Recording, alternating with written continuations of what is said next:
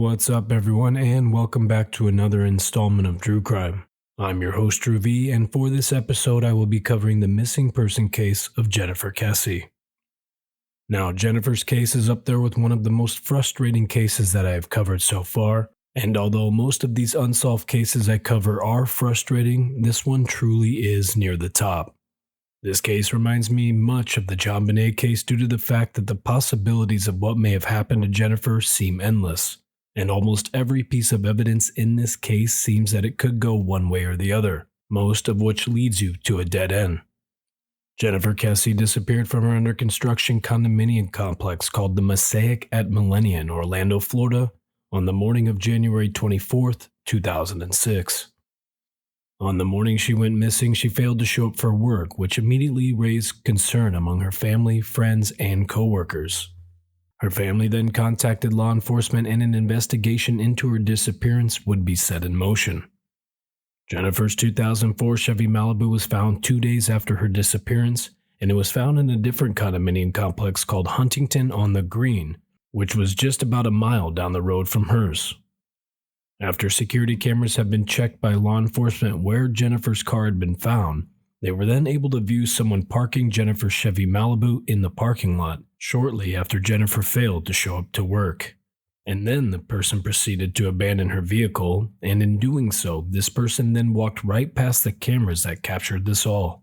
But due to the video quality and the angle of the camera, this person has never been able to be identified.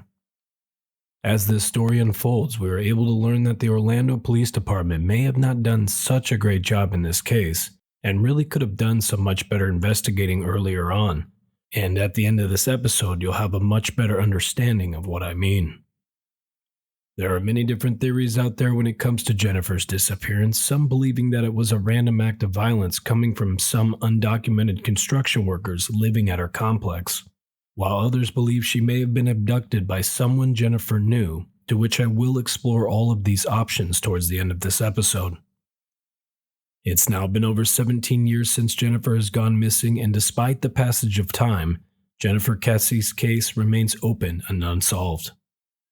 The lack of progress has been frustrating for her family, even to the point that they now have taken the lead from law enforcement in Jennifer's case. Her family, mainly her dad and mom Drue and Joyce Kesse, have never given up hope on trying to find answers as to what may have happened to their daughter Jennifer. In this episode, I want to talk a little bit about who Jennifer Kesse was before she disappeared. Then I will get right into Jennifer's story and where it has led up until the past few years. And then I will get into some of the persons of interest and some different theories many have had over the years about Jennifer's disappearance. And then I will conclude the episode with any last thoughts or opinions that I have toward this case. This is True Crime, Episode 15, Jennifer Kesse. Now, before I move forward, I just wanted to let everyone know where I got most of my information for this episode and where you can find it as well, and also where you can find my True Crime episodes that I publish. So check out the show 48 Hours, Where is Jennifer Kesse episode, which can be found in Season 33 on Episode 52. Also check out the WFTV Orlando 9 News YouTube video on this case, and I will have that link in the episode description box. For some good deep dives on this case, check out the podcasts Unconcluded and True Crime Garage, and also check out Crime Weekly on YouTube. I feel that all of these people did a nice job uncovering this case. You can also find a lot of information on this case if you go to www.jenniferkesse.com or visit the Find Jennifer Kesse Facebook page. Now you can find any of my True Crime episodes on most major platforms such as Spotify and others. You can also find me on my YouTube channel True Crime, where I put together some video presentations for the episodes I publish. And as always, feel free to leave a comment on any of the episodes, and if it's something you like or are interested in, please drop me a like and subscribe. Also, thank you for all the continued support I have been receiving from everyone as of late. As of now, I have over 300 subscribers on YouTube, and although it doesn't seem like much, I honestly couldn't be happier. So thank you again to everyone who continues to tune in. Now, with all of that out of the way, let's get right into who Jennifer Kesse was. Jennifer Joyce Kesse was born on May 20th, 1981 in Tampa, Florida, and was just 24 when she disappeared, and if alive today she would be 42 years old. Jennifer's family consisted of her younger brother Logan, who Jennifer was very close to and supported of, her father Drue, and her mother Joyce, to which her parents have been very strong advocates in her disappearance. Jennifer has been described as someone who is very responsible, very safe, hardworking, kind, caring, and nurturing as well. According to sources, Jennifer was a graduate of Vivian Gaither High School in Tampa, Florida. Kesse attended the University of Central Florida in Orlando and graduated in 2003 with a degree in finance. At the time she disappeared, she was working as a finance manager at Central Florida Investments Timeshare Company in Ocoee, Florida, and had recently bought a luxury condominium all on her own in Orlando. Jennifer had moved into the new condo on November 24, 2005, before she would disappear just 2 months later. At the time of her disappearance, she was also involved in a long-distance relationship with a man by the name of Rob Allen, who lived about 3 hours away in Fort Lauderdale at the time, and I will briefly speak about Rob again here shortly. From what I have gathered in my research, Jennifer truly was a wonderful person, and Jennifer's parents have even stated on the jenniferkesse.com page that at no time had Jennifer shown signs of discontent with her life, relationships, or work environment.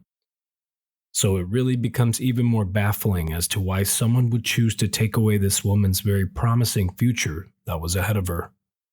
Now let's go ahead and get right into Jennifer Kesse's story. Before Jennifer Kesse went missing on January 24, 2006, on Thursday, January 29th, Jennifer and her boyfriend of around a year, Rob Allen, flew from Fort Lauderdale to St. LaCroix for a quick vacation with other members of Rob's family. After returning from their vacation on Monday, January 23rd, Jennifer then drove back to Orlando from Fort Lauderdale, which again was about 3 hours away, and went straight to work, arriving around 9 a.m. By 6 p.m. that evening, Jen said goodbye to her boss John Willman and made the 12-minute drive home from work, going through a toll at 6:15 p.m. While on the way home that evening, Jen had called her parents Drue and Joyce Kesse and told them about her trip. After returning home, where she lived by herself, people close to her believed that she most likely checked her mail and then changed from her work clothes into her sweats, which was a very common thing for Jennifer to do. Later that night, Jennifer spoke with her younger brother Logan, who had been staying at Jennifer's condo while she was gone. Logan had also been there with a few other of his friends, in which one of them, Travis, left his work cell phone behind. After finding Travis's phone when Jennifer got home, she also spoke with Travis that night as well, and was making arrangements to FedEx his phone back to him the following day on Tuesday. On this particular night, Jennifer also spoke with one of her friends, Lauren McCarthy, about her trip, and then the last known person to speak with Jennifer that night was her boyfriend Rob around 10 p.m. Jennifer had told Rob she was in bed when she was on the phone with him, and it's also been said that during their conversation there was a little bit of an argument pertaining to their long-distance relationship, but it was nothing more than that. This becomes important because it would later tie into one of the Orlando Police Department's theories early on as to why Jennifer went missing. Now, real quick, the Orlando Police Department had suggested right away that Jen had a fight with her boyfriend that night, took off, and would show back up later on. The Orlando PD concluded her cell phone pings came from late Monday night before and after her conversation with Rob, which ultimately would lead her to a shady part of town. And I do have to say here that the ping data information was not looked at correctly by law enforcement, and a Verizon specialist later on would say that the data was no good and unreliable. Orlando PD also had said both her phone and Travis's phone were turned off sometime around 10 p.m. that Monday night, but from what I have gathered, this was not entirely true, and according to people close to Jennifer, she used her phone as an alarm clock so she would have no reason to turn hers off. Also, Jennifer was known as a homebody, and once she was comfortable at home, she wouldn't leave again.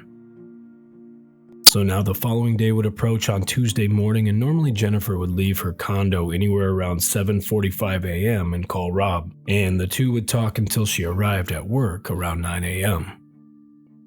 Well, on this particular morning, Jennifer never called Rob, so Rob called Jennifer's cell phone and landline, but he did not receive an answer from both. According to Jennifer's parents, she and Rob did not talk the morning of Tuesday, January 24th. Rob even called Jen at work and was told she had not arrived yet. When she did not show up for work for her 11 a.m. meeting, her employer immediately called them to see if they knew where Jen was. Her parents then tried to reach her at the condo and on her cell phone, but were unsuccessful. And it's been said that this would be the first time she hadn't answered their calls in 8 years. So right away, they knew something was wrong. Her parents then left their home around Tampa Bay, which was about 2 hours from Orlando, and during the drive, Drue Kesse had called the Mosaic property manager, who then went over to her unit with another employee and went inside. And besides her car being gone, they said nothing seemed out of the ordinary, and there didn't seem to be any sign of a struggle. After her parents arrived at Jennifer's condo and not finding her or her car at home, they immediately notified the police. Her parents had also called family, friends, and even hospitals, but still no sign of Jennifer. Her brother Logan and his friend Travis also had met her parents at Jen's apartment around 3 p.m., and Rob would also come up later from Fort Lauderdale.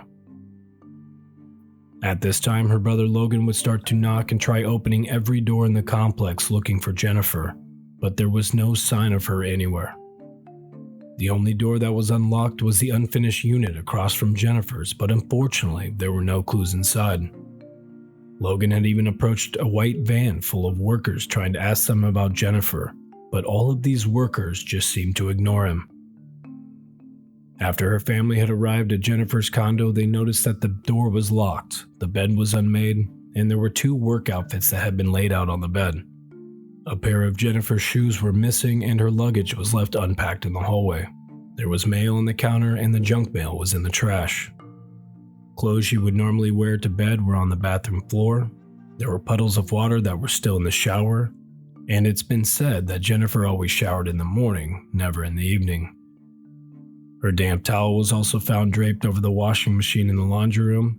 Also in her bathroom was her contact lens case that was empty.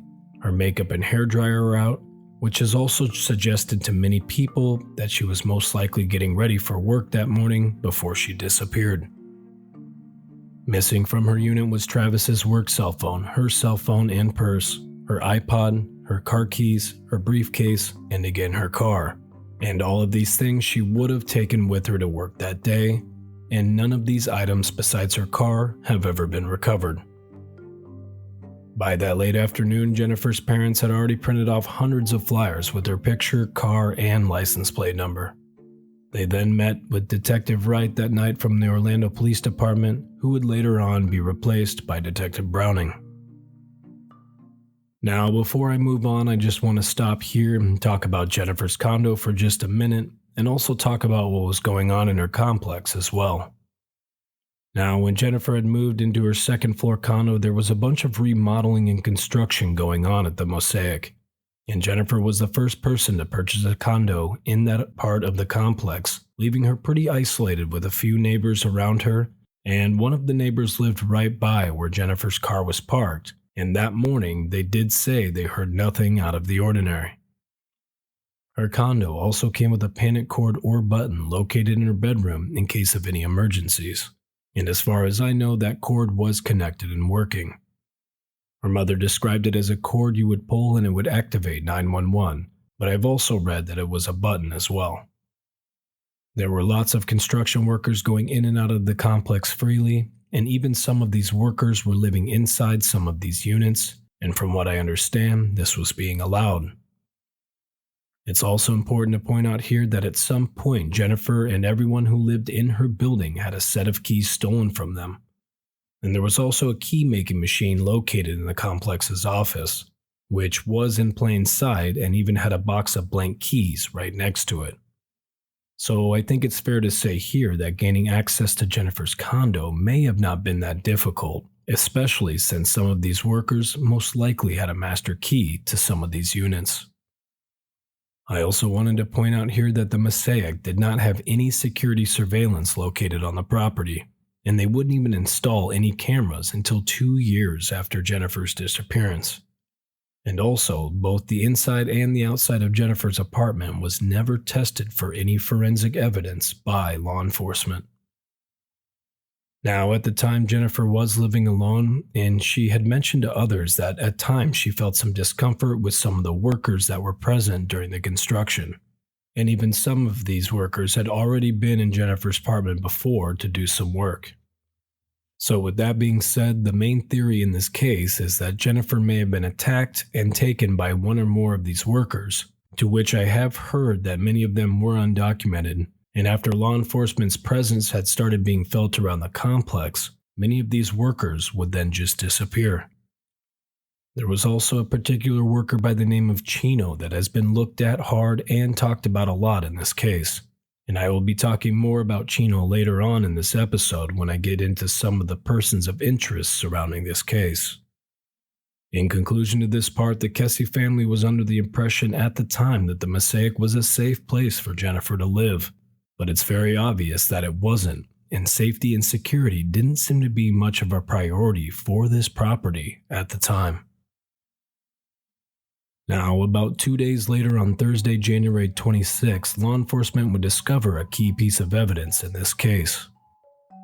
That morning, the Orlando PD received a phone call from a resident at the Huntington on the Green complex, which was about a mile away from Jennifer's condo, and it has been said to have been a pretty shitty area containing drugs and prostitution. Well, the caller had called the police about a black 4-door Chevy Malibu parked in the lot that they had seen in stories about Jennifer in the news. So the police went over to the Huntington on the Green, and sure enough, it ended up being Jennifer's car parked in one of the parking stalls. Upon finding her vehicle, there was no evidence of trauma inside the vehicle, and inside her car, law enforcement did not find any blood, and Jennifer's driver's seat was also pushed way back further than she would have left it. However, they did find a palm print that ended up belonging to Jennifer, and they also found a partial DNA sample, but it was too small to test at the time, and people have said that the car seemed to may have been wiped down as well. They also found 2 pairs of flip-flops, a DVD player that was a gift to Jennifer, a cell phone charger, and a broken key that belonged to Jennifer's mailbox. So at this point, after finding and processing Jennifer's car, law enforcement contacted her boyfriend Rob and had him come in before they had even opened the trunk of her car. Orlando PD's number 1 suspect was Rob at the time, and it's been said that they had Rob come down while they opened Jen's trunk, basically to observe his reaction, but Jennifer was not in the trunk of that vehicle. As far as I know, anything that was found in the trunk of that car has never been disclosed by Orlando PD. Now, there was also another key piece of evidence that was found by law enforcement at the Huntington on the Green, and this evidence would come from 2 surveillance cameras that were located on the property. One camera was overlooking the parking lot, and this camera was able to capture someone parking Jennifer's car in that parking stall right at about noon, the same day Jennifer went missing. This person then sits in the car for 32 seconds before getting out and walking away. Real quick, on the Unconcluded podcast, it is stated that the Huntington on the Green complex was known to law enforcement as a drop-off point for chop shops. And it is in my opinion that whoever wanted the car left at that particular complex did not intend for that car to ever be recovered. Now, this second camera was located over the pool area, and this footage captures this person walking by after parking Jennifer's car. Unfortunately, due to the angle of the camera, we are not able to see this person's face because it was being blocked by the height of the fence. Also, this footage only took pictures every 2 to 3 seconds per frame, so it makes it even more difficult to make this person out. From what we can kind of make out in this surveillance footage is the person looks to be wearing black dress shoes and some light colored clothing, to which many people believe it looks a lot like something a painter or some type of maintenance worker would be wearing. But due to the fact that the footage is black and white, it's just too hard to confirm as to what actual color of clothing this person was wearing. Also, in one of the frames, you can see the backside of this person's head, and it seems to look like someone sporting a man bun type of hairstyle or a hat, but I've also even heard someone describe it as a bike helmet. Either way, this particular detail has never been confirmed either. Two last details that have also never been confirmed is the sex of this person and the height of this person. Many people believe this person was estimated to be around 5'3" to 5'5" in height, but I've also heard that they may have been more around 5'8" as well, which was the same height as Jennifer Kesse. I do believe some people speculate this person was taller due to the fact that Jennifer's driver's seat was pushed further back than she would have originally had it. But even with all these conflicting details, this person in the surveillance footage has never been able to be identified, and this footage wouldn't even be released to the public until 2007, which was over a year after Jennifer went missing. So as the investigation carried on, law enforcement used scent dogs to track Jennifer's scent from Huntington on the Green, and one of the dogs led officials back to her condo complex, which again was around 1.1 miles away. Once the dog reached the mosaic, the dog didn't go through the main gate, but rather through a hole in the fence leading to the back stairwell of Jennifer's place. So the question here is, did this person who abandoned Jennifer's car then walk back to the mosaic? And if so, then why? There are tons of theories as to why this person of interest would have done just that, but if this person had anything to do with Jennifer's disappearance, then I find that to be a pretty risky move at this point. I personally think that the person of interest may have gone back to the mosaic and got into a vehicle somewhere by Jennifer's parking spot and left.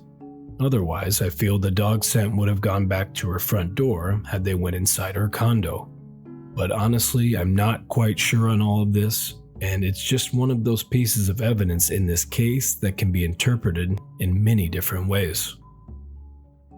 So after no sign of Jennifer anywhere, a search was conducted around the beginning of February that consisted of dogs, men on horseback, and many volunteers. There was a 5-mile search radius set up around the mosaic, and they also searched around the Huntington on the Green where Jennifer's car was found. But to no avail, searchers would fall short in finding any new clues as to Jennifer's whereabouts. There would also be searches conducted much later on in this case, one in 2009, 2010, and 2012, but again, nothing was found to help narrow down this case.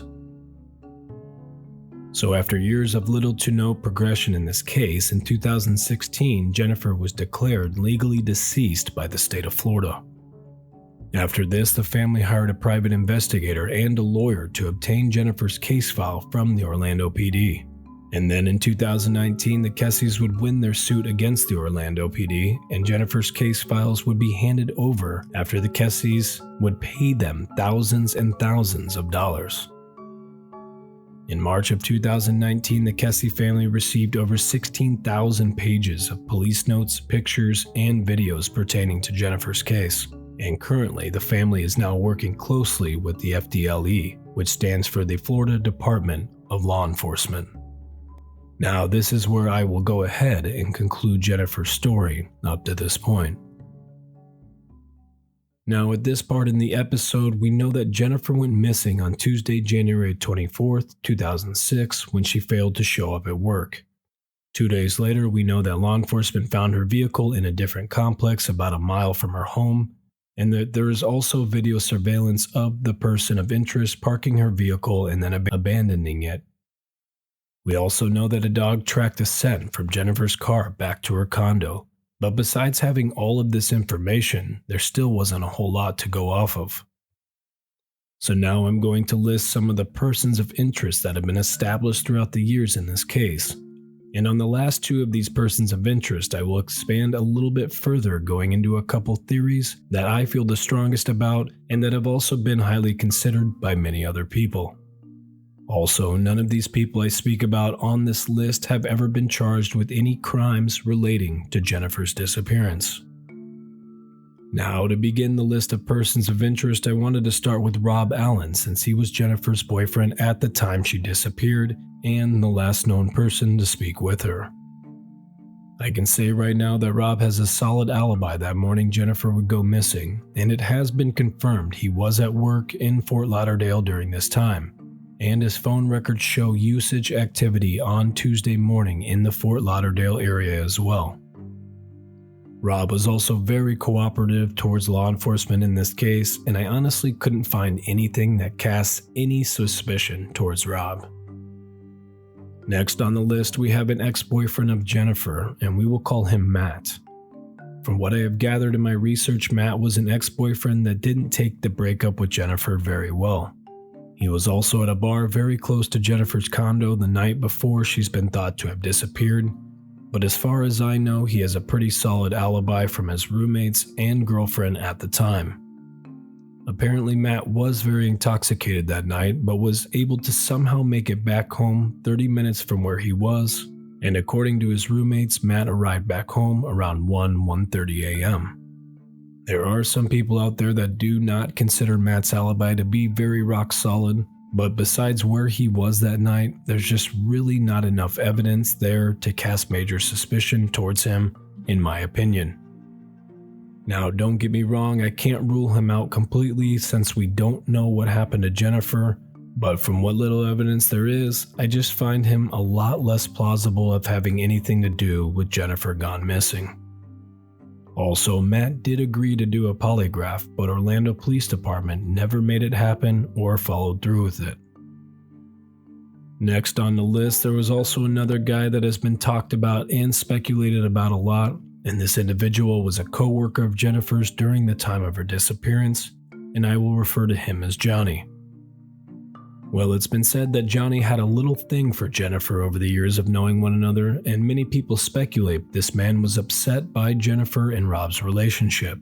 And because of this reason, many people also speculate he had something to do with Jennifer going missing. From what I have gathered online, this guy Johnny lived right next to the Huntington on the Green, where Jennifer's car was dumped. It's also been said he also made a distasteful comment to someone else after her disappearance, saying something along the lines of, "The Gators probably already got her." And Johnny's also been described as a Hispanic man, to which many believe was the origin of the person of interest captured in the surveillance. Also, I was not able to find a confirmed alibi for where Johnny was on Monday night after Jennifer came home from work, and there's also a lot of chatter that he was late to work that Tuesday morning that Jennifer went missing. So there's definitely a lot here that could cast some suspicion towards Johnny possibly having something to do with Jennifer's disappearance. But unfortunately, it must have not been enough for law enforcement to be able to pursue this individual any further. Now, to theorize on this for a second, I personally agree with many others that Johnny may have somehow been involved in Jennifer's disappearance, and besides his distasteful comment, the location of his home, his aggressiveness towards Jennifer to go out with him, and his unknown whereabouts both the night before Jennifer went missing and the morning of, I find the timing of Jennifer's car drop to be very interesting as well. Reason I say this is because Jennifer's car was dropped off at Huntington on the Green at right at about noon on that Tuesday, which was within the hour to which her company had notified her parents that she had not shown up for work. Now, maybe the time frame is just a coincidence here, but I speculate it's possible that someone she worked with knew that people would be looking for her when she didn't show up, or word had traveled around the office that morning, so then the next step was to move Jennifer's vehicle. There's also been a rumor that Johnny showed up late to work that day, and if he did, I would love to know what time he had arrived. Otherwise, if he was already present at work at the time, that would mean someone else would have to have been notified to move the car for him. In conclusion to this theory, I speculate that all of the circumstantial evidence surrounding Johnny and the time frame in which things happened during this time could mean that it's very plausible for him to pull this off. But again, I personally feel that if he was able to do this, he most likely did not act on this alone. Now, the last person of interest I wanted to speak about was a worker at the Mosaic named Chino. who also claimed at the time that he lived in one of the units at the Mosaic with his girlfriend, and as far as I know, Chino living there with this girl has never been confirmed. It's been said by another female resident at the time that some nights Chino would be out late walking around the complex, and although this person claims Chino was very friendly, at the same time they felt it was almost fake or even felt staged. Chino would also knock on this resident's door unexpectedly at times. One time Chino claiming he had said he had gotten a fight with his girlfriend, so he just needed to get out of the house. Whatever his excuses were for stopping by, I personally feel that it's very strange he would think it's appropriate to bother residents at their home, especially younger women. After hearing what some female residents have said about him and other maintenance workers at the Mosaic, I honestly get the feeling that he and others were possibly casing out the complex looking for vulnerable women. Chino, like Johnny, has also been described as the person of interest in the surveillance footage from the Huntington on the Green, but as far as we know, that's never been confirmed as well. Chino was looked at hard by law enforcement, in this case, even taking a lie detector test at one point, but the test results came back that he had passed. And to be truthfully honest, I, like many other people, have Chino high on the person of interest list, especially after he was convicted a few years later, in 2008, of sexually assaulting a female minor. So this leads me into what I would call the main theory in this case, which is that Jennifer was abducted by some of these workers that were present at the Mosaic. Like I said earlier, there were many different workers at the Mosaic coming and going from the property, and some of them were even living in some of the vacant units in the complex, including the unit directly across from Jennifer's. From what I have gathered in my research, there was no documentation of who any of these guys were, and when law enforcement started questioning these guys, some of them would just disappear. Many people believe some of these workers may have known what Jennifer's daily routine was, and this is how they were able to calculate the best time to abduct Jennifer that Tuesday morning, or even possibly the night before on Monday. Other factors that could help contribute to this theory is the surveillance footage from the Huntington on the Green, to which many people believe the person of interest captured the footage was wearing some type of workman's clothing, and the fact that the search dogs captured a scent from Jennifer's car back to her condo complex. Now, the only problem with this theory is there's no forensic evidence that has been found yet that could conclusively support this idea. But as far as theories go in this case, I would have to say at this point that this particular one seems the most plausible. There's just too much mystery that surrounds what was actually going on around the Mosaic at Millennia at the time, and again, it didn't seem like safety protocols were much of a priority on this property. Now, in conclusion to this episode, I personally have no idea what happened to Jennifer Kesse, because there's just not enough evidence right now in this case that really points in one particular direction. I really am not even quite sure if Jennifer's abduction occurred that Monday night or that Tuesday morning. Jennifer's family seems pretty certain that it did occur that Tuesday morning, and though it does make the most sense here, it's just too hard to say that's exactly when it did occur. I think the Orlando PD could have done a lot more in the beginning to try and help down narrow the possibilities, such as processing Jennifer's apartment for evidence both inside and out, talking with Chino's supposed girlfriend that lived on the property, and speaking with Jennifer's colleagues sooner than a week after she went missing. And though these things may not have helped in the investigation, some were never even explored, which could have maybe led to some new leads. After the Kesses were able to obtain Jennifer's files, they found out that there are 100 fingerprint samples that have never been identified from Jennifer's car, when the family thought there were only 3. There were also 2 hairs present inside the vehicle that were never tested. The family only had 2 pictures of Jennifer's car, and then once they received the files, there were actually 154 pictures of her car. Now, there were a lot of different detectives on this case in the first 13 years, but the first 2 detectives on this case didn't even write anything down about this case before they retired.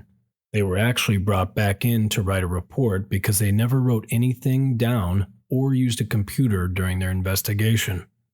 Also, no activity in Jennifer's case was ever logged by the Orlando PD after 2012. Even though there's been over 1,000 leads in this case, according to Drue Kesse, the Orlando PD didn't generate any of them themselves, which, if true, is completely crazy to me. Over the past 17 years, the Kesse family has tirelessly sought answers and justice for Jennifer. They have actively advocated for her case by appearing on television shows, utilizing social media platforms, and working closely with law enforcement agencies, including the FBI, who looked at the case in 2010. Their efforts have aimed to keep Jennifer's story in the public eye, hoping that someone with vital information will finally come forward, but so far, that has not happened. Although it has been difficult, the Kesse family continues to push forwards for answers, seeking justice for their daughter. They have even established the Jennifer Kesse Foundation, which aims to assist other families in similar situations and to advocate for improved policies and procedures in missing persons cases. The case of Jennifer Kesse serves as a reminder of the countless missing individuals whose stories remain unsolved. It also highlights the importance of ongoing efforts to raise awareness, provide support to families, and maintain pressure on law enforcement agencies to continue investigating these unsolved cases. So now I want to go ahead and thank everyone for tuning into this episode. I know there's a lot more information in this case that could have been addressed, but I really just wanted to give anyone not familiar with this case a good foundation on a lot of what has happened over the years. Like I had said earlier, this is a case that has left me completely baffled by what may have happened to Jennifer, but I think it's important that we all continue to share Jennifer's story and continue to bring awareness to this mysterious case. If this case is something that you are interested in and you want to know more about, please check out all of my sources I have in the episode description box.